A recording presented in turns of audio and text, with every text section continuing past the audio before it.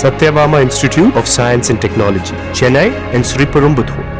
சென்னை எண்ணூர் கொசஸ்தலை ஆற்றில் எண்ணெய் படலம் படிந்திருப்பதால் மீனவர்கள் கலக்கமடைந்துள்ளனர்.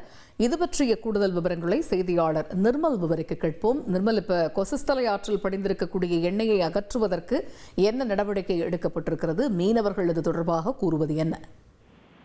வணக்கம். சென்னை எண்ணூர் கொசஸ்தலை ஆற்று முகத்துவார பகுதியை ஒட்டி நெட்டுக்குப்பம், தாளக்குப்பம், பெரியகுப்பம், சின்னக்குப்பம் என 10க்கும் மேற்பட்ட மீனவ கிராமங்களும் 12,000க்கும் மேற்பட்ட மீனவர்களும் வாழ்ந்து வருகின்றனர். இவர்கள் இந்த கொசஸ்தலை ஆற்றில் முகத்துவார பகுதியில் மீன் பிடித்து வருகின்றனர். இந்நிலையில் கொசஸ்தலை ஆற்றில் தற்போது கருநிலை எண்ணெய் படிவம் படிந்துள்ளது. இதனால் மீன்கள், இறால்கள் செத்து மிதக்கக்கூடிய சூழ்நிலை ஏற்பட்டிருக்கிறது. மேலும் இனப்பெருக்கம் செய்ய முடியாததால் மீன்களின் வரத்தும் குறைந்து உள்ளது. அதேபோல் ஆங்காங்கே குப்பைகள் மிதக்குகின்றன. ஏற்கனவே இந்த ஆற்றில் தொழிற்சாலையிலிருந்து சுடுநீர் வெளியேறி ஆற்றில் கலந்து வருகிறது. மேலும் தற்போது இந்த எண்ணெய் படலும் கலந்து மிதப்பதால் மீனவரின் வாழ்வாதாரம் மிகவும் பாதிப்படைந்து வருகிறது.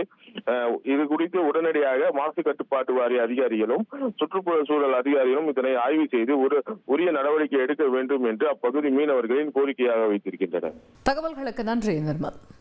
Satyabama Institute of Science and Technology, Chennai and Sriperumbudur.